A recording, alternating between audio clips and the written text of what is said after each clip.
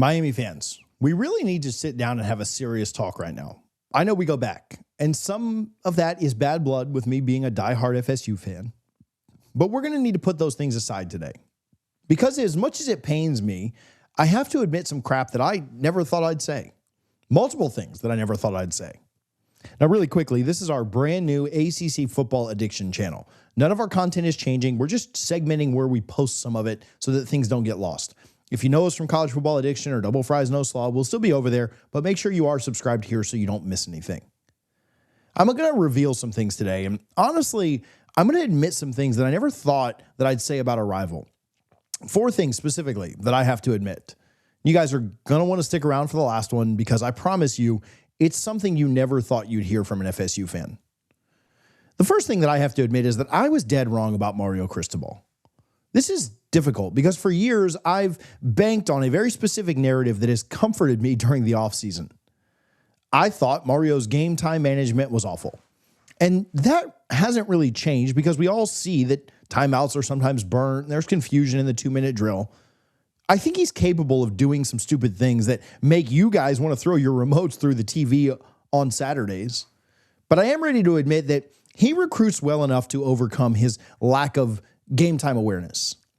This is the pill that I have to swallow after watching another recruiting cycle overflowing with 5 stars. He's recruiting beasts that simply physically outmatch the scheme issues that might arise during any specific game. He's coaching the players and has hired guys to coach players with good technique and physicality. And as much as I hate to say it, it does remind me of some of those dominant teams from the 80s and early 2000s. Now, don't get me wrong. He doesn't always do the best in a high-pressure moment when the stadium is shaking, and he doesn't always make the right calls managing the clock, as we have seen finish in disastrous fashion in the past.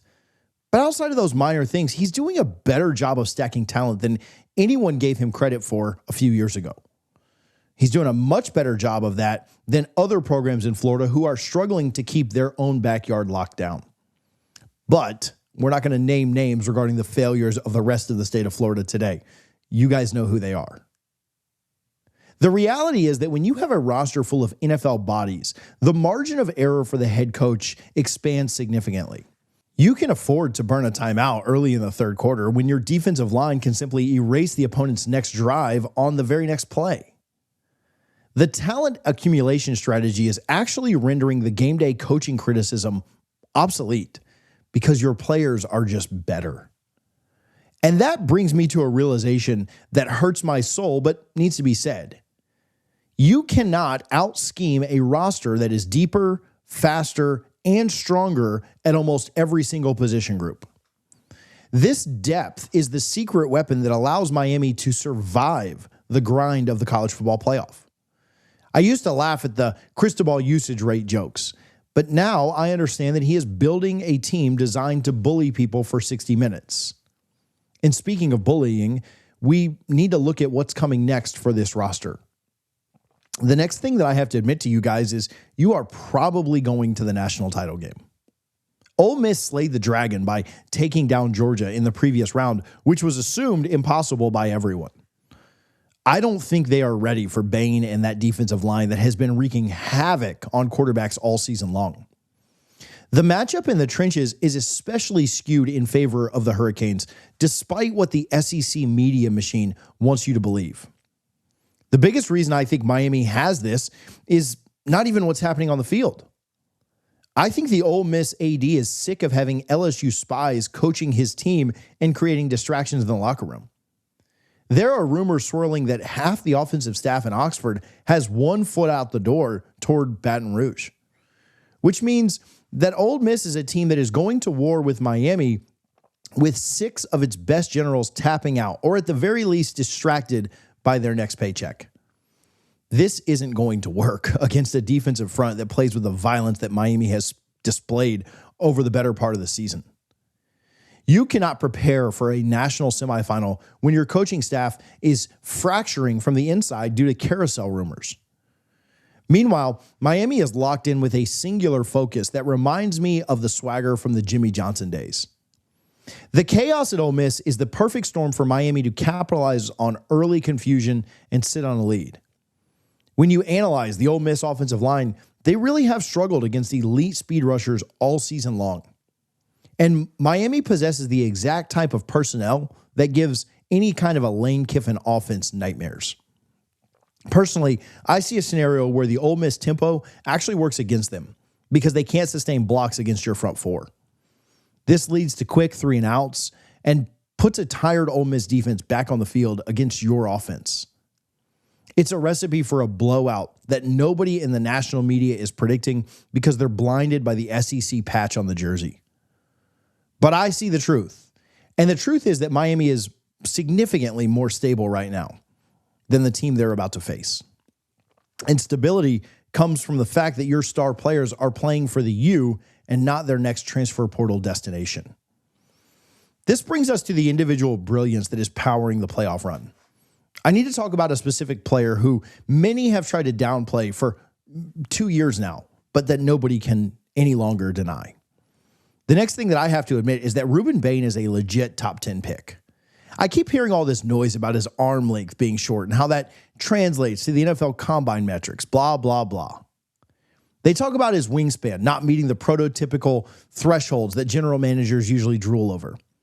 But this dude is an absolute stud who defies every single measurement you try to put on him. Sometimes you just have to ignore stats and look at what you see on the field when the lights are the brightest. And I see a man pouring his heart out on every single snap, regardless of the score or the quarter. He's being used like a workhorse who refuses to come off the field even when he is clearly exhausted. He's dominating teams with a mixture of leverage and power and a motor that simply does not exist in other prospects. Rueben Bain Jr. is the closest thing I have seen to a throwback Hurricane defender in the last 15 years. He plays with a level of disrespect for the opponent that makes him a nightmare to block for 60 minutes. I have watched him split double teams from Clemson, Florida State, and Notre Dame without losing a step.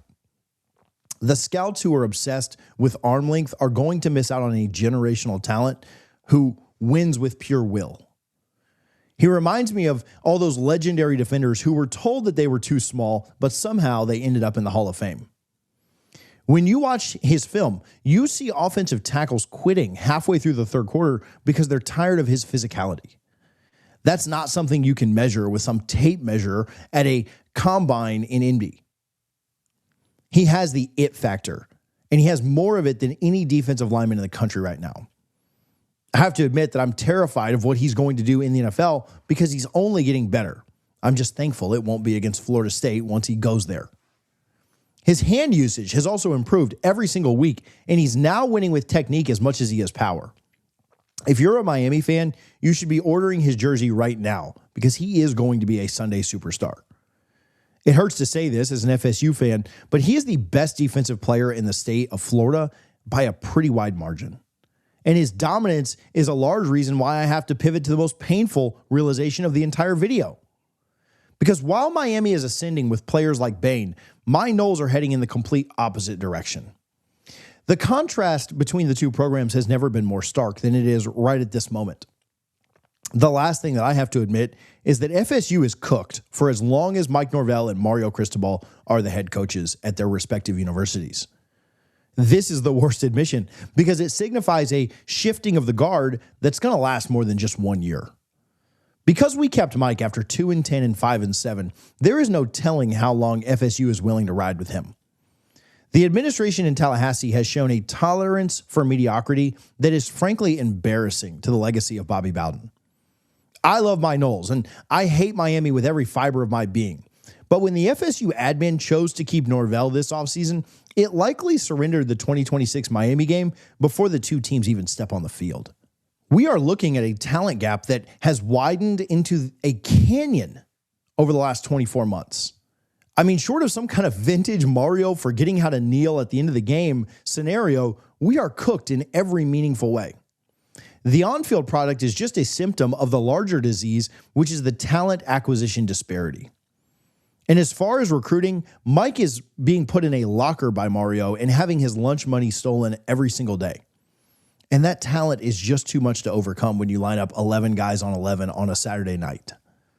Mario is winning the battles for South Florida kids that used to consider Florida State a destination. He's locking down the Tri-County area in a way that forces FSU to recruit second-tier players from other states. When you look at the blue chip ratio, Miami is climbing toward the elite tier while Florida State is hovering around 20th. Mike Norvell simply does not have the closing ability that Mario possesses when it comes to living rooms. And in college football, if you can't win in the living room, you can't win on the field against your rivals. I look at the 2026 roster projections, and I see a Miami team loaded with future NFL draft picks. I look at the FSU roster, and I see NFL prospects, but mostly it's a collection of transfer portal Band-Aids that are not cohesive. The scary part for us is that Mario is doing this while still making questionable game day decisions. Imagine if Mario actually figures out the clock management side of things. That's a nightmare scenario that should keep Florida State fans awake at night. We are staring down the barrel of a potential Miami dynasty if the on-field coaching improves just a tad. So as much as it pains me to say it, the climb that Mike Norvell always talks about seems to have hit a glass ceiling while Miami is taking the elevator. Or perhaps we're climbing down the ladder. I have to admit that the swagger seems to be back in Coral Gables, and it's earned this time. For years, we mocked the turnover chain and the empty hype that surrounded the program, but it does not feel like the empty hype is what it is anymore. It feels like this is sustainable infrastructure. The boosters are aligned, the recruiting is elite, and the path to the playoffs is very clear. And frankly, the fact that I'm sitting here admitting all this crap is proof that the tide has turned. I never thought I'd see the day where I would concede all of this, especially to a rival. But the denial phase is over, and I've moved straight into acceptance that this is our new reality. Now, one day, after Norvell is gone, FSU will get back, and you guys should believe that those butt whoopings are coming, but it's not today. Thank you guys for watching our new channel. Again, don't miss any of our content. I would appreciate a ton if you subscribed. You guys are in the playoff right now, and we'll continue to cover that. Thank you guys so much for watching ACC Football Addiction.